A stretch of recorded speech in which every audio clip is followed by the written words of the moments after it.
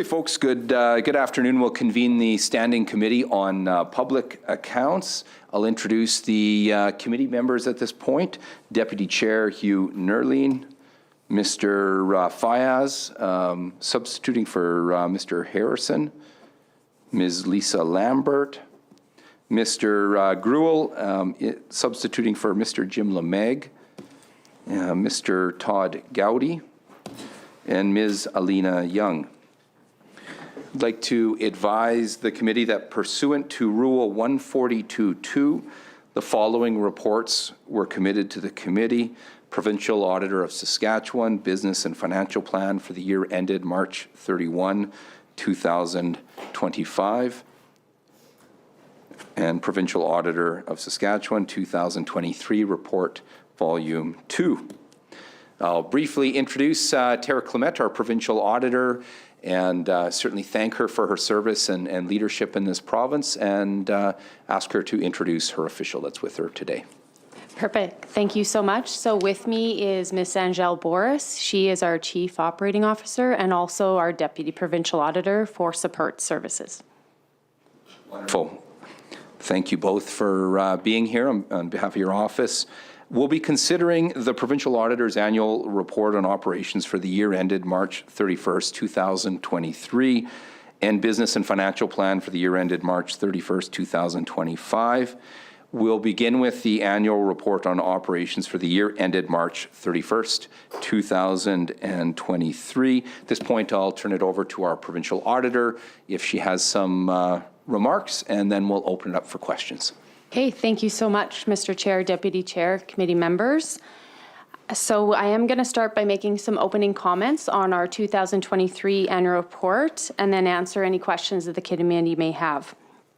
To ensure legislators and the public receive the value they deserve from our office, we follow a clear process of accountability and transparency for results and report the results publicly in our annual report on operations. I will just remind the listening public that both reports that are coming before the committee today, the annual report as well as our business and financial plan, are available on our website, www.auditor.sk.ca. So the annual report completes the accountability cycle that did begin when the office tabled its 2023 business and financial plan in December 2021. The report includes details on the office's operational and financial performance for the year ended March 31st, 2023. It includes 7 unqualified, independent, external audit reports on key aspects of the office's operations, finances, and controls. The audit reports are the full yellow pages if you flip through the annual report. These audit reports are issued by Virtus Group and give legislators and the public confidence in the reliability of the office's administration and what is reported in this annual report. Virtus Group is an accounting firm who is independent of our office. I'm going to briefly highlight a few achievements and challenges the office encountered for the year ended March 31st, 2023. Overall, our operating expenses for 2023 were less than budget by $55,000, mainly because our FTE salaried position was at 60 staff compared to the budgeted 61. So we had to increase the use of our contracted staff in order to get our work done. Page 16 to 24 summarizes our operating results by each of our 4 strategic goals and their associated performance measures and targets. Overall, 2022-23 was a challenging year for the office. The office achieved 7 of its 12 performance targets. It is easy to determine which targets we did not meet if you turn to page 27 of our annual report. Some measures and targets that showed positive results included PAC, so this committee continued to accept our audit recommendations, and government acted on our audit recommendations, which shows the office's work did contribute to better management in the public sector. Auditees also continued to view our work as adding value, and our employee surveys indicated positive employee engagement. The area where we continue to struggle as an office is employee turnover. We had 15% or 9 of our employees voluntarily leave the office, which was higher than our target of 13%. And we also had 4 retirements. The higher than anticipated employee turnover was a trend that continued from prior year and began to impact our ability to provide assurance reports to government agencies by agreed upon dates and meet our audit plan costs. I do want to note that we do approximately over 300 assurance reports each year, given that we audit 140 government agencies directly, and we issue financial statement opinions and management letters for each of those, and then we also do performance audits and follow-ups. We outline the dates that we plan to provide our assurance reports in our audit plans with government agencies each year.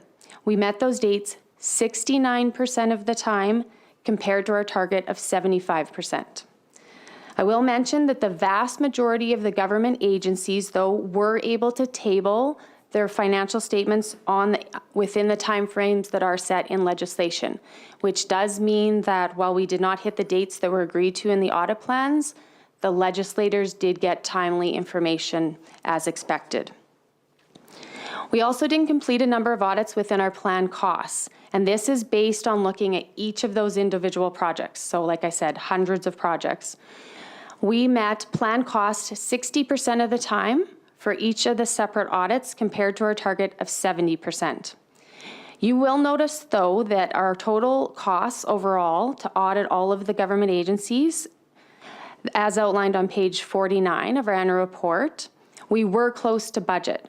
So this does indicate that some government agency audits go over and some go under, but overall, we're trying to do a better job of staying on budget for each project and meeting our planned dates. The office's employees are one of our most valuable resources because the quality and timeliness of our work depends on their knowledge, their skills, and their professionalism. In terms of employee turnover, the market for CPAs is becoming extremely competitive and aggressive. Professional accounting firms like our office are having to significantly increase compensation in order to attract and retain talent. This also includes and makes it more difficult to find contracted staff, which do come from various firms, at the rates that we used to get in the past.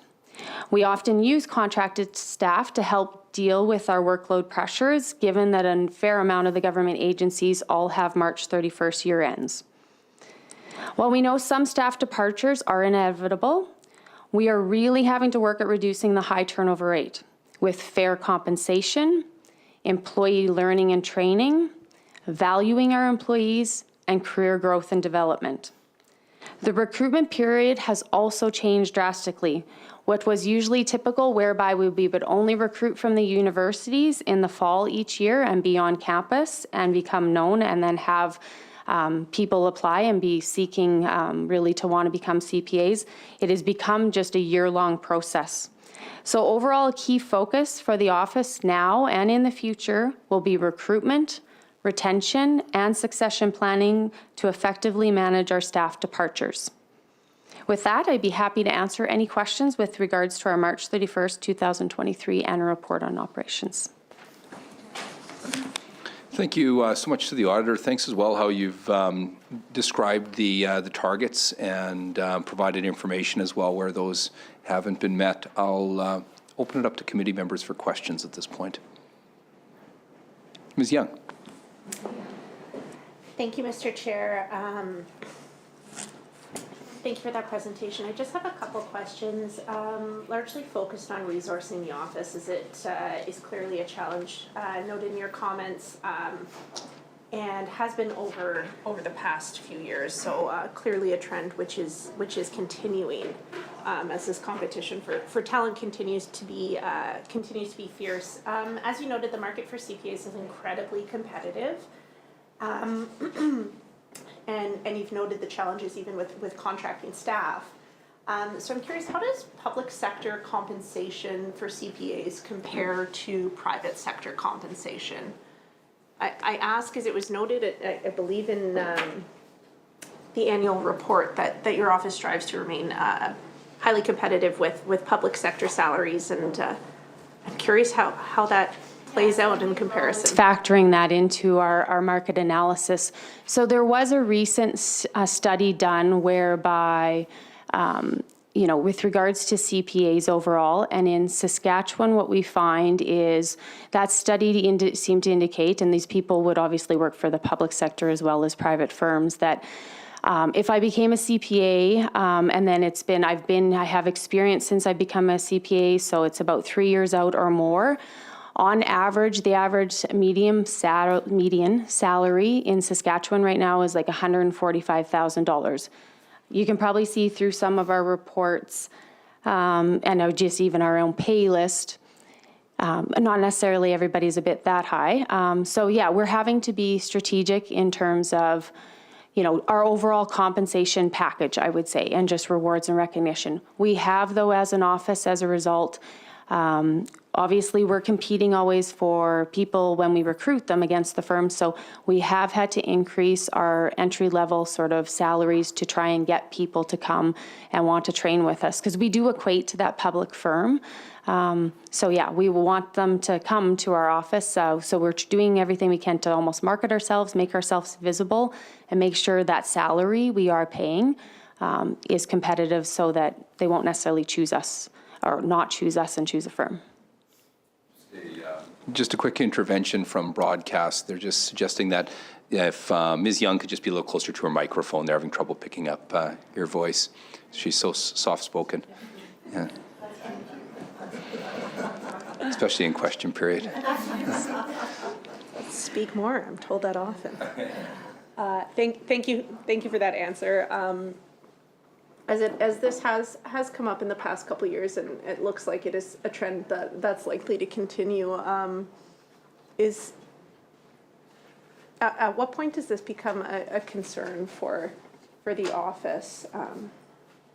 Well, and I think that's why once I get to the plan conversation, it is about, sort of increasing those salaries. A lot of our ask this year is around that overall compensation, because at the end of the day, you can see 90% of our budget is spent on staff and salaries, and we definitely need quality employees to be able to deliver quality work. That said, I'm always optimistic. I think what it comes down to, you will also notice sort of the desire for, I think, some people to support us in initiatives when it comes to recruiting and almost that HR side, because I just want to really create a culture. For me, it's about, do we need to do more on that recruitment side, or is it about retention too? So we always plan in, and we know that people will come in and train with us and leave.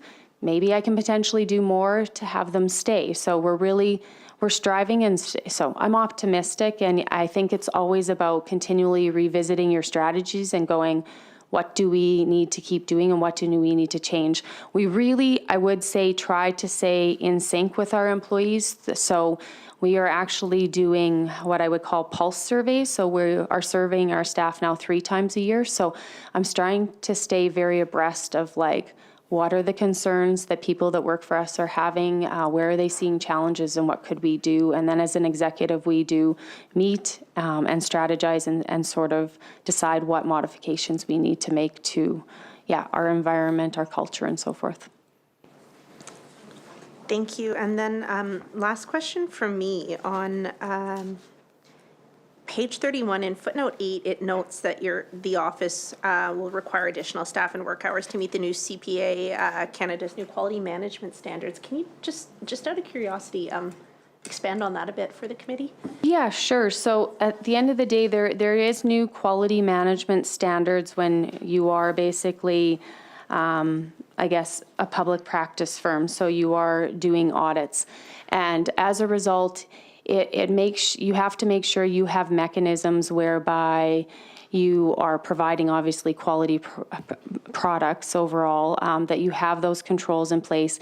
It does require extensive monitoring now. And so at the end of the day, the position that is actually responsible in fulfilling this oversight role is our assistant provincial auditor. So an example would be whereby we just completed, there's a number of things that you can see that happen to check the quality of our work, whereby we've got the CPA Saskatchewan comes in. But for example, just internally, we would have had a number of files checked from that quality standpoint to make sure the conclusions that we made and almost the audit work we did, the documentation, it met auditing standards. So we've gone through that process, and then whereby you identify any deficiencies or deviations, we have to set up mechanisms that we decide how we're going to rectify. Often that is like, do I need to change anything with regards to my methodology, which would be more my forms? Do I need to document more? Do I need to provide more training?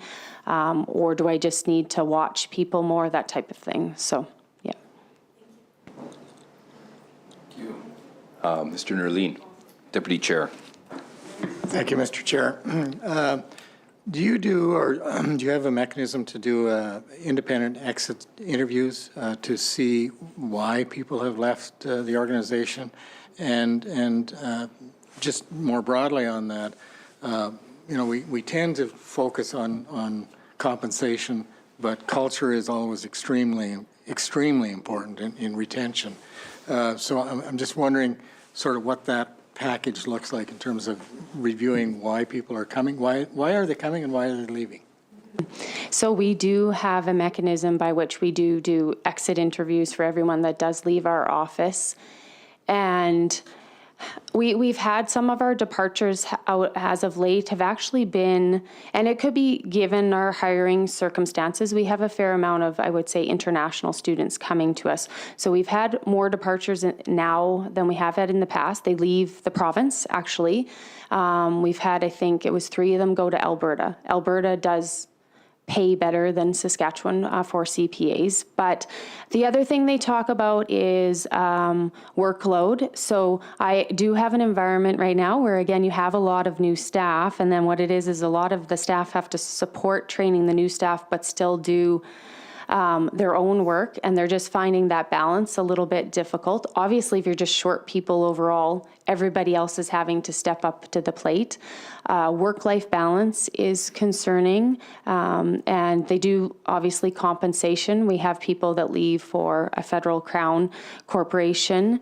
Not necessarily, it doesn't seem like it is remote work. I wouldn't say that we obviously offer that as something that would be available, but that doesn't seem to be a reason that people are leaving. And otherwise, yeah, I would just say they're leaving sometimes. What I would say, it's to sum it up, almost more money, less work, in the simplest terms.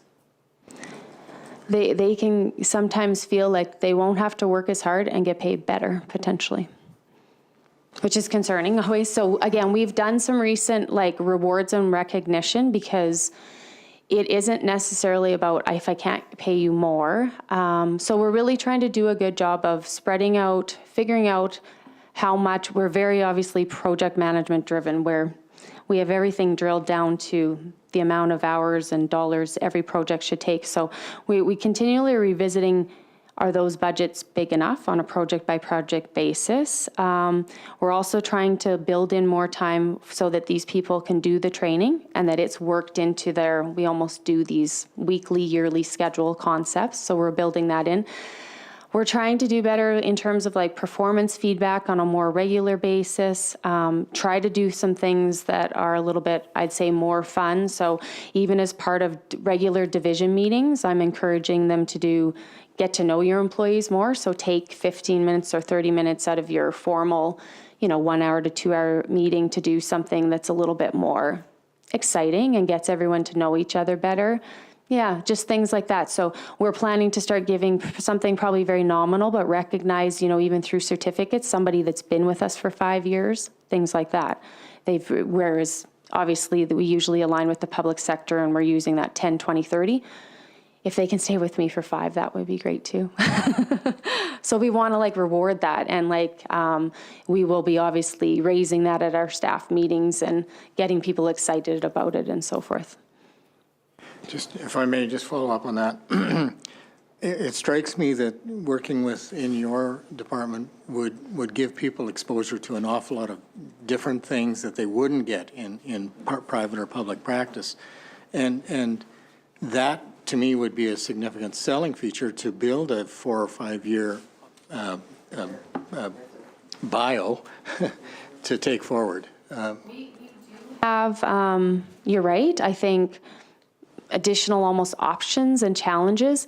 I think the firms are struggling too. I think right now, though, you have to remember the profession has changed whereby you don't have to almost train with public practice to become a CPA. So the array of employer opportunities has definitely changed when it comes to my training opportunities for CPAs.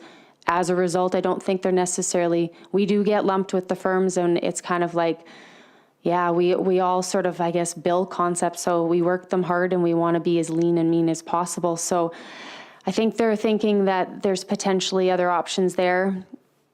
It's also, too, I think some people aren't necessarily, they're really looking for a more balanced work than we've seen in the past, if that makes sense.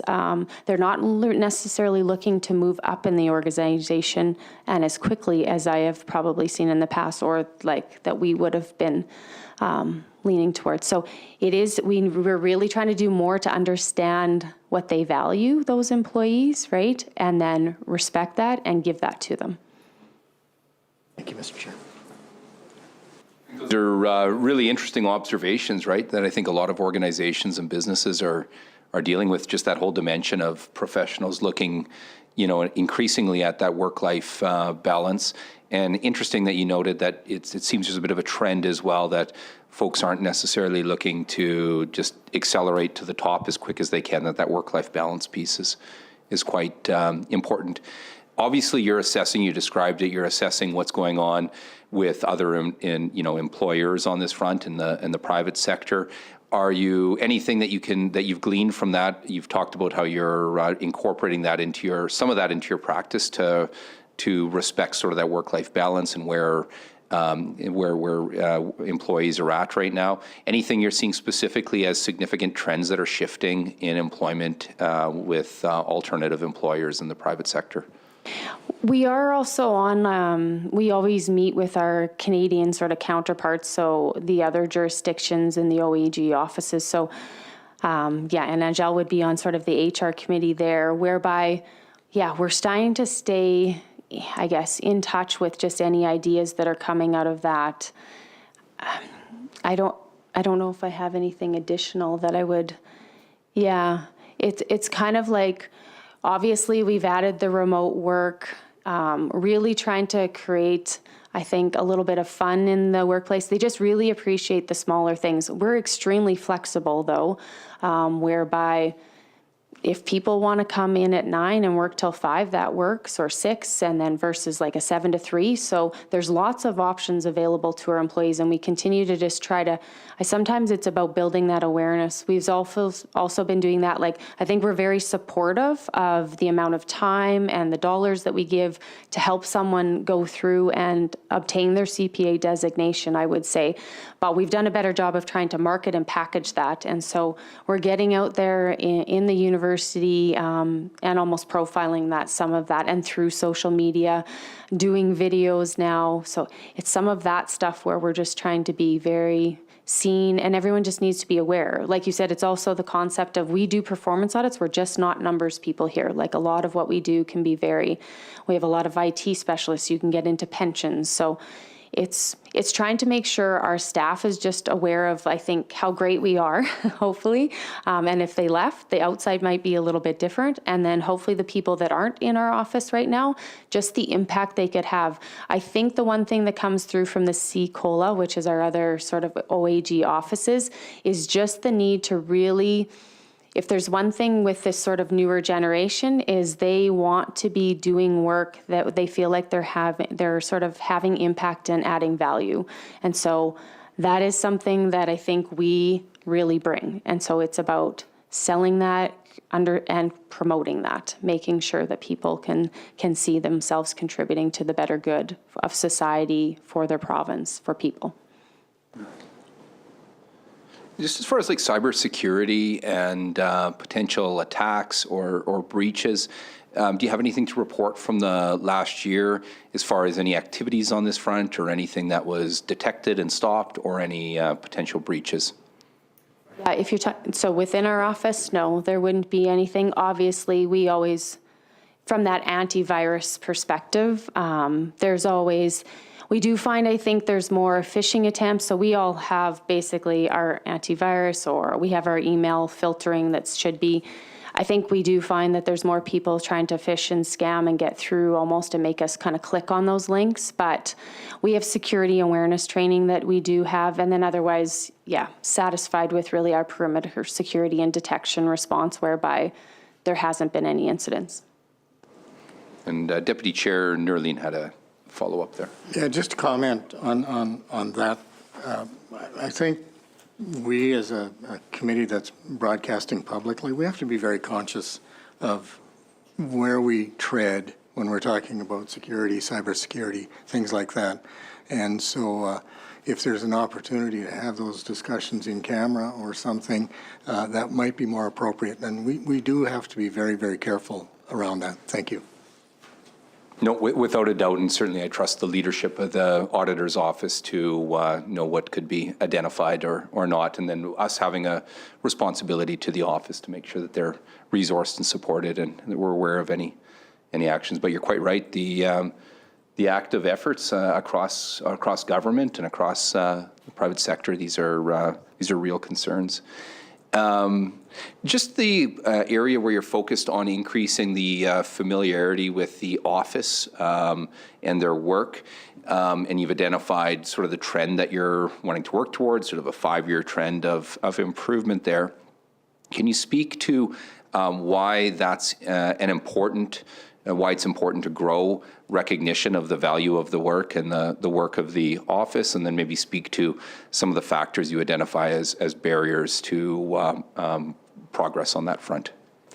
So I assume you're talking about, yeah, just increase awareness of the office. I think, so right now, we are working through a new strategic plan, I would say. So I'm not sure whether this measure will continue. I think there needs to be a concept with regards to what are we trying to, we want people to, I guess, read the information that we put out there. It's like we are doing these audits for the public. So you want the public to take an interest. So what we currently do is almost like through an omnibus survey is determine what's the extent of people that have familiarity with our office. It seems to be staying fairly I guess, it dipped by I think 1%, kind of 30% of the people are familiar with our office. But it isn't so much about necessarily the office, it's about the work we do is what I would want to articulate. I want people to understand because sometimes a lot of the times when I feel like we do these performance audits, I think, explain it quite well. We really try to make it very simplified. So I want people to understand the various government processes that we've looked at and how they work and how they might be accessible to really the people of Saskatchewan, and then at the end of the day, how we think the areas could be approved. So I do think that these may evolve. We obviously utilize social media, our website, obviously our press conferences as that mechanism to just get an understanding out there of the work we've done and what we've found. I think that's just important so the public and the legislators have the information available to them. But I do think we will potentially move towards, are we doing enough from that, I call it communication strategy standpoint, and are our reports, as easy and accessible as they need to be? Are they easy to understand? All that type of thing. So I envision this measure may go away and isn't something necessarily that will continue. But we will probably look at our volume of activity. Yeah. Not seeing any further questions on this document. If so, I would ask a member to move that the committee concludes consideration of the Office of the Provincial Auditor Annual Report on operations for the year ended March 31st, 2023. Do we have a mover? Mr. Gowdy moves.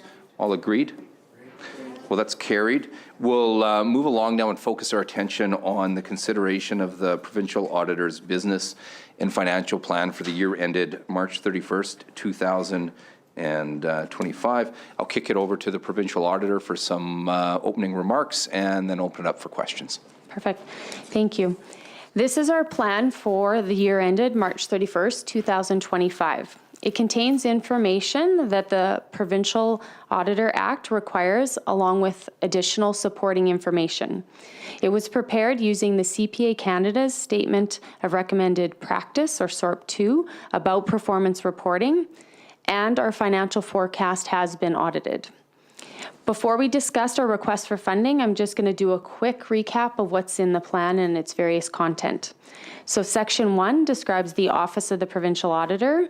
Really, the purpose of the audit of the office highlights the key accountability mechanisms included in our Act, the legislative framework for the independence of our office and its staff.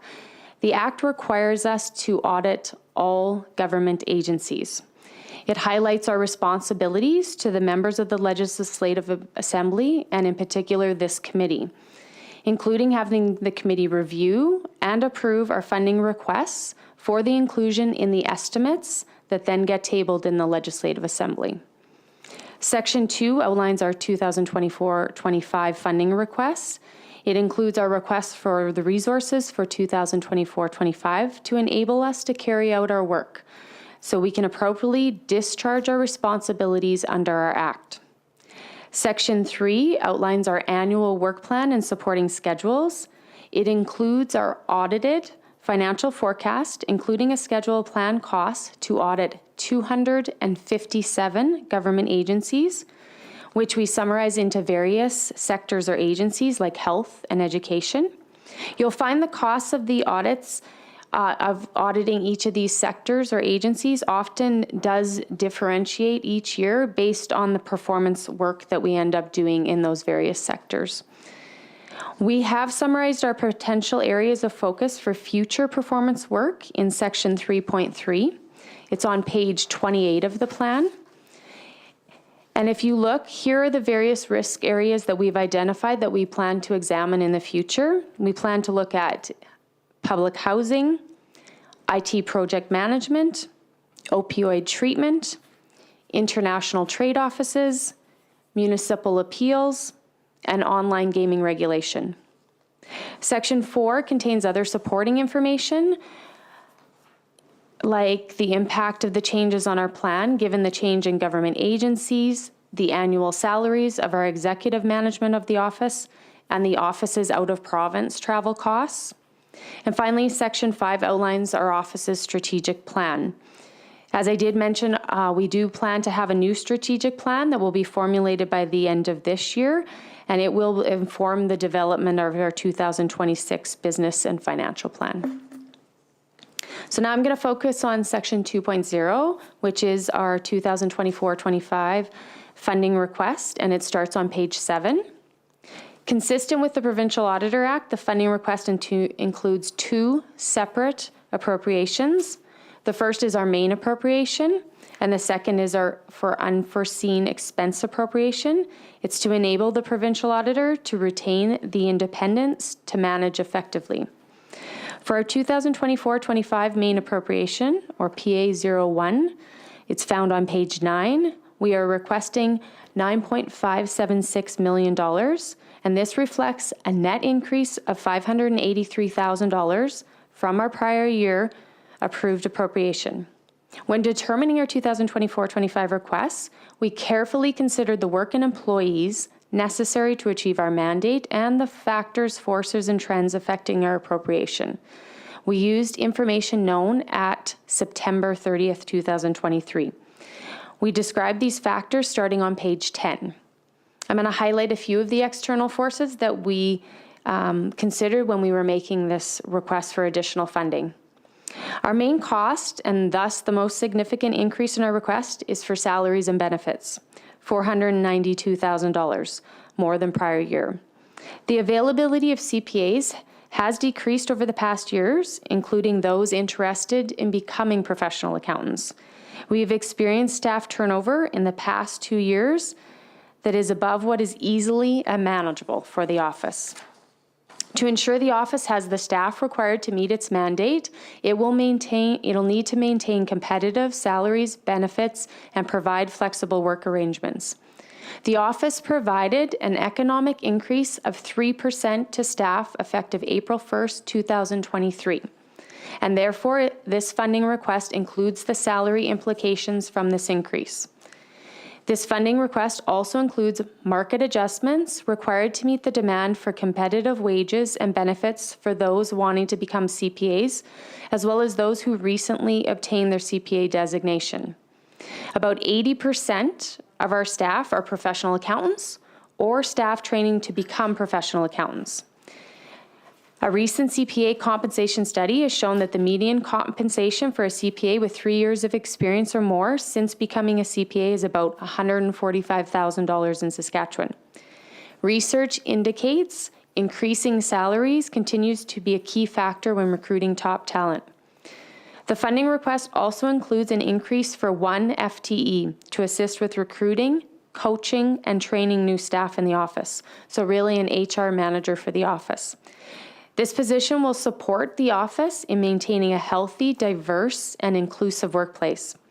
For example, we have a number of new auditors coming to our office that are new Canadians.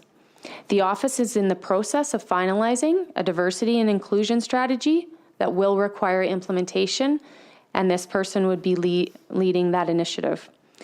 As I previously mentioned, given the extent of turnover, we also have to do hiring and recruitment on a more regular basis, and this position will also fill that need. To supplement our staff complement and to help us address the peak workloads, particularly given the bulk of government agencies have the number that have a March year end, we also do have to hire contract staff. The use of contract staff, expected to be about 2 staff each year, helps us meet our reporting deadlines and obtain the necessary expertise for our performance audits. We are finding the rates for contract staff continue to increase, and we have factored this in as well. Employee contribution rates for dental health and WCB are expected to increase, as are federal EI and CPP rates. So our funding request in these increases asks for a projected overall increase of $47,000. Changes in the number and size of government agencies and whether the government hires appointed auditors to do the annual audits affects our costs and staffing needed. For 2024-25, we estimate these changes increase our costs by $44,000, and page 32 provides more details on the changes. For example, the creation of the Lotteries and Gaming Saskatchewan Corporation and the Saskatchewan Distance Learning Corporation will increase our audit hours and costs. Moving on to PA02, the appropriation for unforeseen expenses, also on page 9, for 2024-25, we are requesting appropriation of $641,000 for unforeseen expenses. The Provincial Auditor Act requires the inclusion of a second appropriation with estimates presented each year. Its purpose is to provide our office with the resources in order to respond to unforeseen circumstances. This includes unforeseen work, such as requests from your committee, costs to improve the timeliness of our work, and unplanned salary and benefit expenses, like potential cost of living adjustments the government may provide to public servants in the near term, with the likelihood that our office would follow suit. When our offices uses this contingency appropriation, we must report back to this committee on its use. We do this through our quarterly financial forecasts and in our annual report on operations. We don't just tell you how much we spent, but why. We return any unused amounts to the General Revenue Fund at the end of each fiscal year. Consistent with prior years, we've determined our request to equate to 1 month's salary and benefits. In summary, our office respectfully asks the committee to approve our 2024-25 funding requests. Section 2.2 of the plan at page 9 sets out this request in the Assembly requested format. In closing, I do appreciate and value the cooperation and assistance the legislators, government officials, and appointed auditors do give us in the work that we do. In particular, I do want to thank the Standing Committee on Public Accounts for the attention and support to the work of our office. Its continued public review of our reports helps ensure the work of our office promotes positive change in the public sector and does make a difference for the people of Saskatchewan. we would be pleased to answer any questions you have. Well, thank you very much, Auditor. I'll open it up at this point for questions. Ms. Young. Thank you. Just a point of clarification, that piece around potential changes to salary and benefits for public servants that may be anticipated this year, just to make sure my understanding is in line.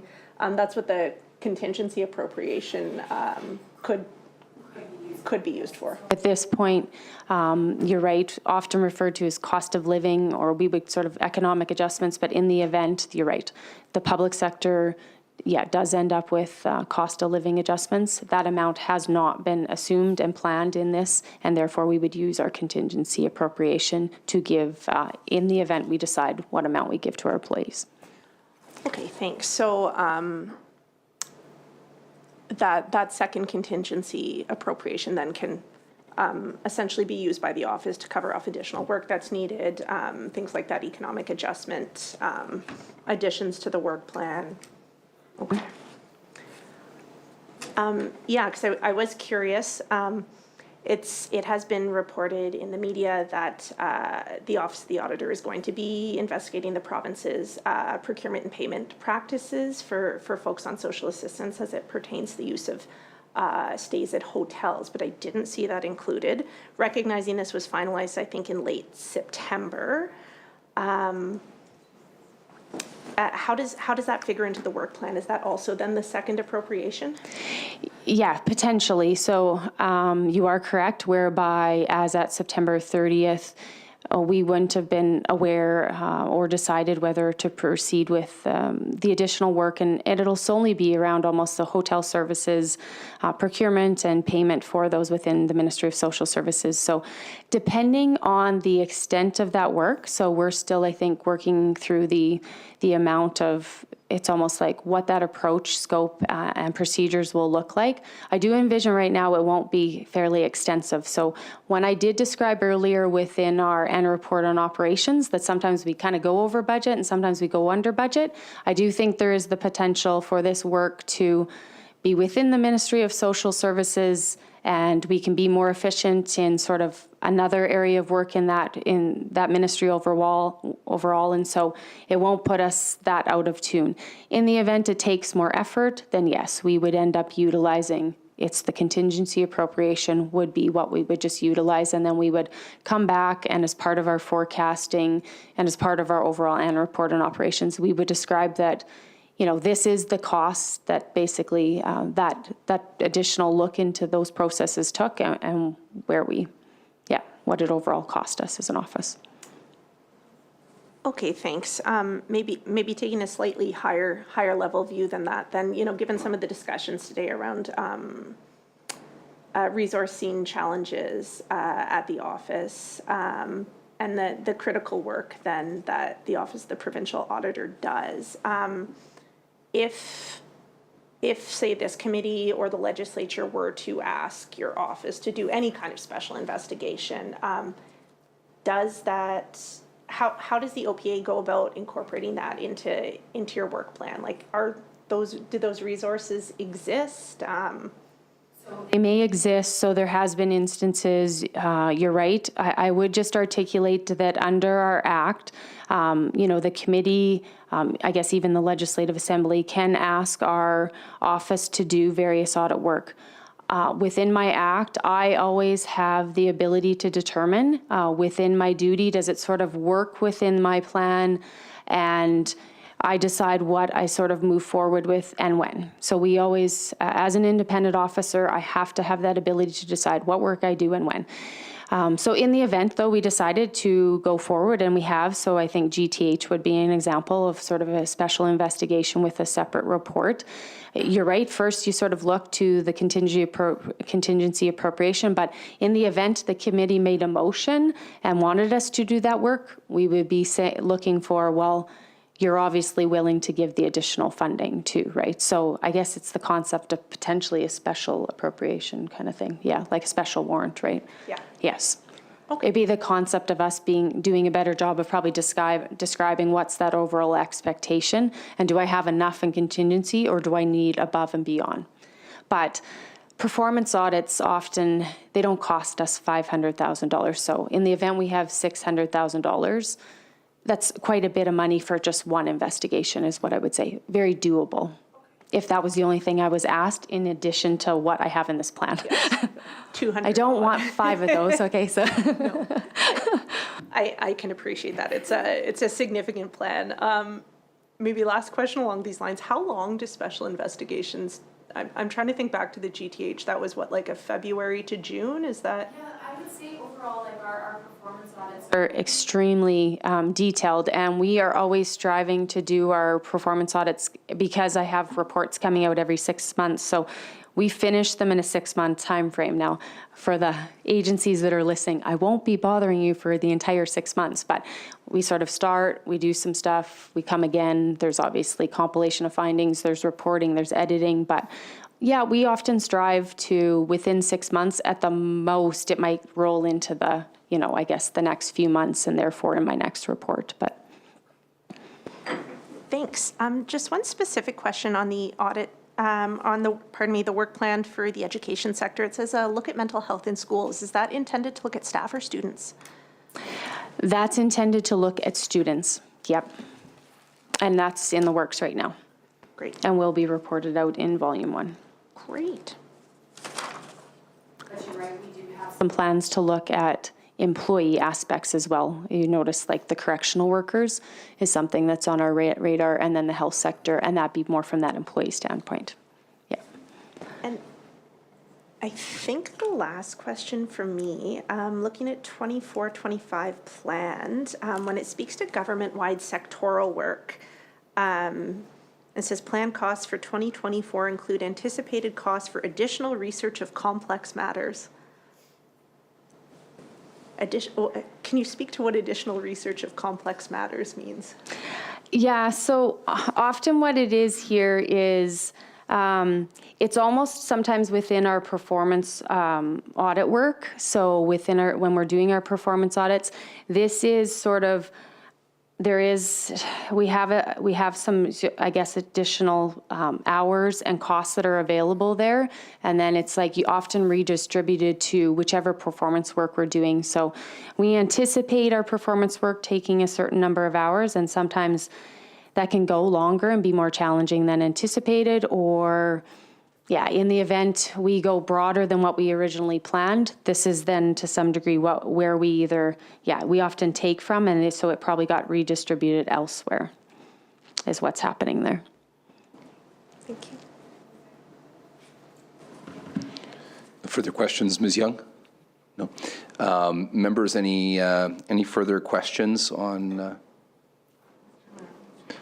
I thought in the preceding document, when we had some of the questions, you really touched on some of the questions I thought I may bring at this portion around retention and recruiting and the human resource side. So I feel those have been answered. Not seeing any further questions then at this time. I'd ask a member to move the estimate motions. There are 2 motions here. Deputy Chair.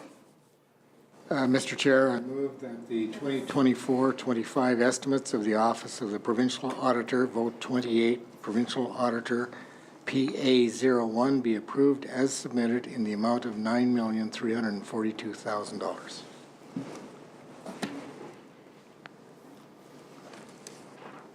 Moved by Deputy Chair Nerleen. All agreed?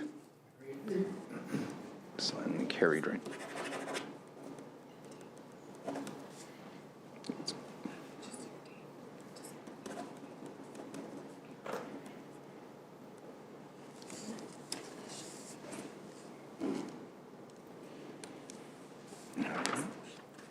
Next motion. Mr. Chair, I move that the 2024-25 estimates of the Office of the Provincial Auditor, Vote 28, unforeseen expenses, PA02, be approved as submitted in the amount of $641,000. Moved by Deputy Chair Nerleen. All agreed? All right, that's carried as well.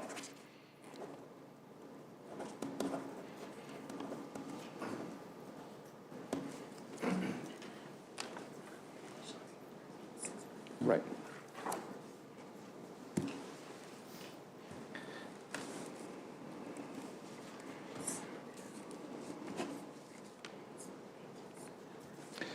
Great, and do I read this motion, or do I just point at someone?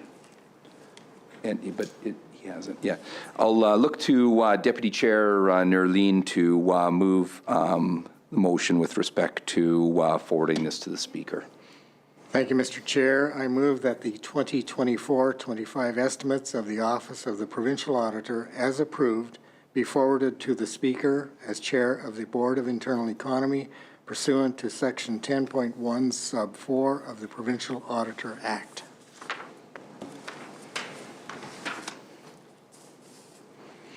All agreed? Okay, that's carried as well.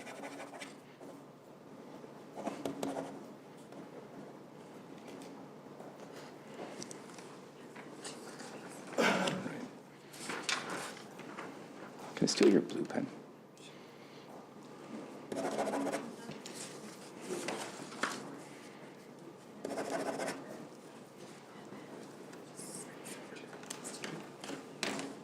Right by vote 28 right here.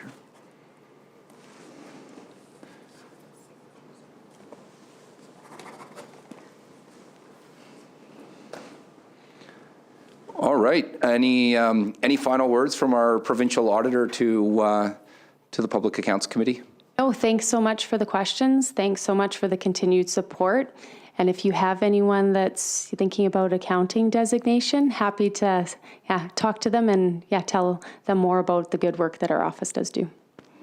Well, thank you very much. And to our provincial auditor and your entire team, just thank you very much for the service and your leadership in this province, and the accountability and focus on improved performance for the people of Saskatchewan.